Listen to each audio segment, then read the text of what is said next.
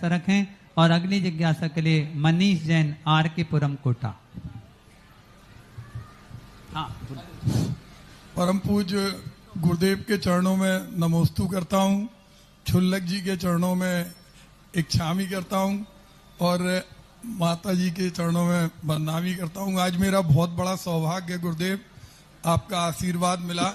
मेरे केवल 2 छोटे छोटे सवाल हैं।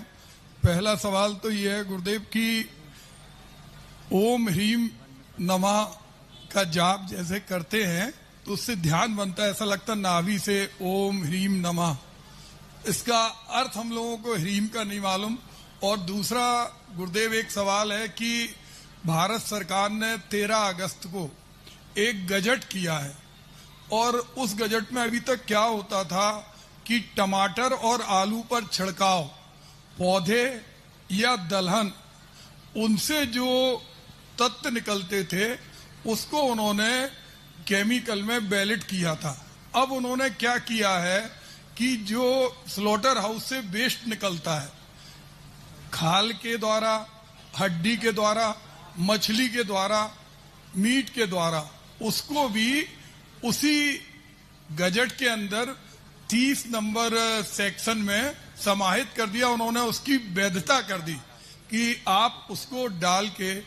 तो इसमें गुरुदेव क्या है कि जो हमारा संविधान है, संविधान के आर्टिकल 21 में प्रत्येक व्यक्ति को जीवन जीने का और धार्मिक आधार पर जीवन की शैली निर्वाह करने का स्वतंत्रता मिली, दोनों का उल्लंघन है।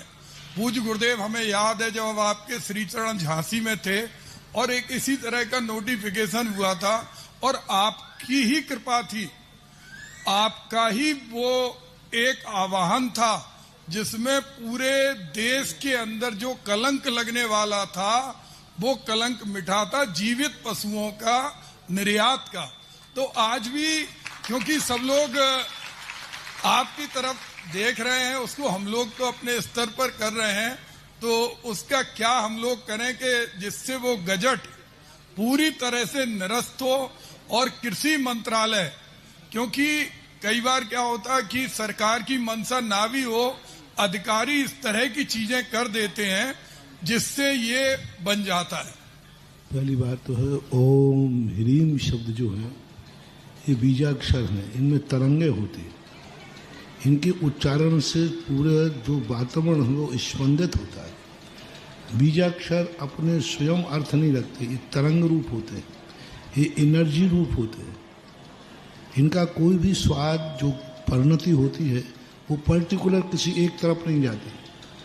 तो जैसे ओम शब्द है एक मल्टीपर्पज शब्द बीजाक्षर है, ह्रीम भी है, सभी के साथ लगता है। ये 2 बीजाक्षर ऐसे हैं जो बीजाक्षर सभी के साथ लगते हैं। कोई भी मंत्र होता है सभी संप्रदायों में ओम ह्रीम सबके साथ बोला जाता है। ह्रूम हेम ये शब्द बीजाक्षर मल्टीपर्पज नहीं है, ये पर्टिकुलर किसी के लिए निश्चित है। लेकिन ओम और ह्रीम होता है तो ये अपने आप में हीम शब्द जो है कल्याणवाची है, सर्वव्यापी है, सर्व के साथ एडजस्ट करने वाला है, ऐसा मानना चाहिए। रही बात जो आपके, क्योंकि सरकार क्या कदम उठाती है, हम सब जनता ने मिलकर के आप लोगों को संसद में भेज दिया है। ये निर्णय आपका है कि वहाँ क्या पास हो रहा है और क्या नहीं हो रहा है।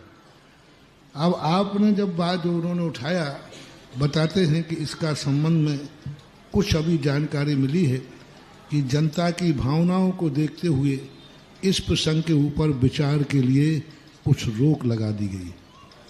अभी पूरी जानकारी मुझे नहीं थी और मैंने सुना भी अभी पहली बारी है। अभी तक मेरे सामने ये प्रश्न नहीं आया था कि इस प्रकार के छिड़काव का कोई प्रावधान हुआ, मेरी जानकारी में नहीं था।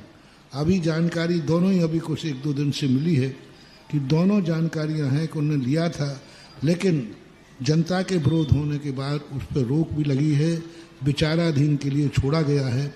इस पर पूरी जानकारी कर ली जाए, फिर अपन इसको भारत व्यापी कुछ आंदोलन की सोचेंगे। तो यदि ऐसा किया जा रहा है तो गलत है और रोक दिया गया है तो बहुत बहुत साधुवाद। बहुत बहुत अच्छा है कि भारतीय संस्कृति, देखो भारतीय संस्कृति एक ऐसी आदर्श संस्कृति है कि इस संस्कृति पर अपने आप को बहुत सरकार को सबको सोचना चाहिए कि हमारी धार्मिक आस्थाओं को ठेस न पहुंचे। ऐसी बातों को लेकर के इसकी पूरी जानकारी अपन प्राप्त करते हैं और पूरी जानकारी प्राप्त करने के बाद फिर इस पर अपन कोई चर्चा कर लेंगे। मनीष जी कोट चुप हो गए अभी क्योंकि इन्होंने एक पत्रिका का कोई रेफरेंस दे रहे हैं कि इसमें पत्रिका में पेपर आया है कि उन्होंने सरकार ने यह चीज वापस ले ली और ये आया। बेटियां लोग जब यदि वापस लिया है तो बहुत अच्छा किया।